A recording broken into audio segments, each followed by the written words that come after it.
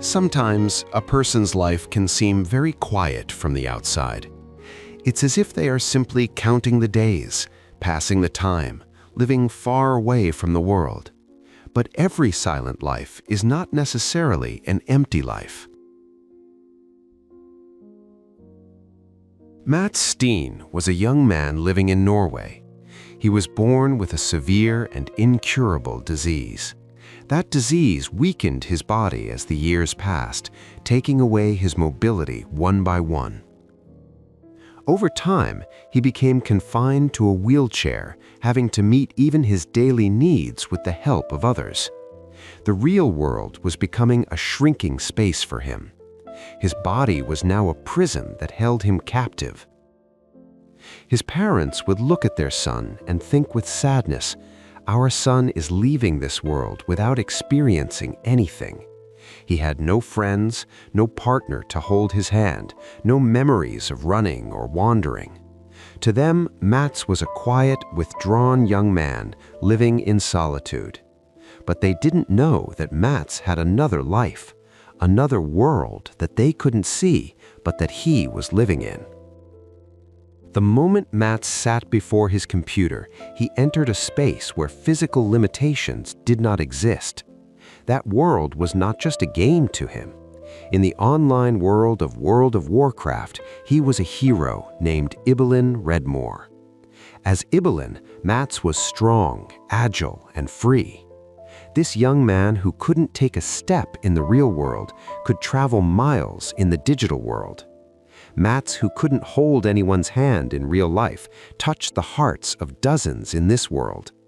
He wasn't just a player here.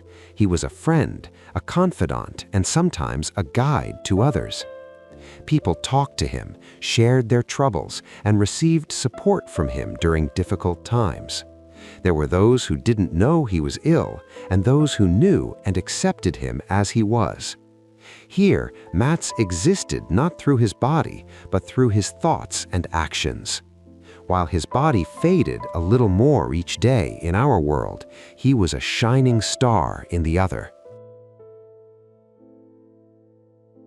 Tragically, Mats passed away on November 18, 2014, at just 25 years old. After his death, his family began to look at his online posts and contacts. Eventually, they obtained his game account password and logged in. It was an unexpected moment for them. For years, they thought Mats was a lonely young man, closed off in his own world, without friends.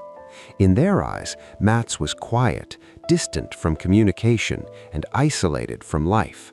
But what they saw inside the game completely overturned this thought. The moment they logged into Mats' account, they were met with hundreds of messages, years of built-up conversations, and ongoing friendships.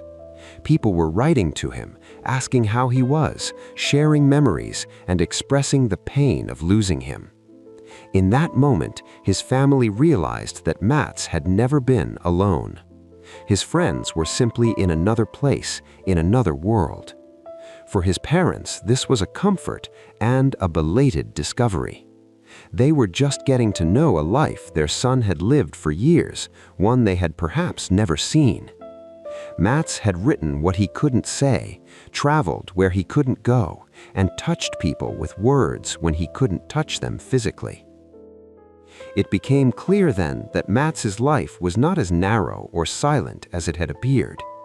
Even though he physically fit into a single room, he lived in a much wider world through the connections he built.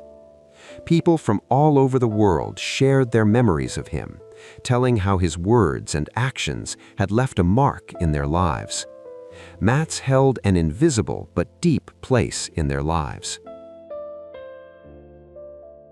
This story shows that a person's life consists of more than just what we see physically.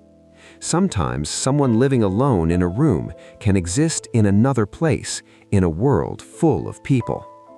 Relationships built in an online environment are also real because the people on the other side are human, and the feelings and impacts they create are real. Ibelin's story reminds us that human connection knows no boundaries. To be human is to be able to touch the lives of others. The foundation of love and friendship is built not on what is seen, but on what is felt. Some of the people we look at as just playing games are perhaps actually in the only place where they can truly live.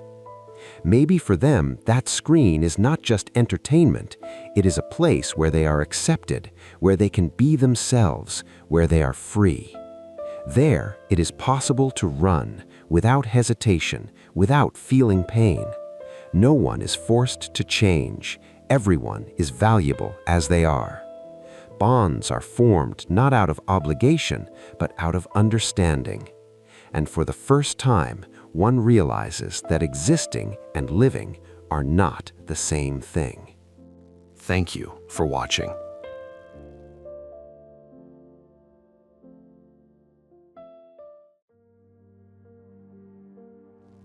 I was given a life that many would consider limited, but I lived a rich life. I don't want to be remembered for my illness.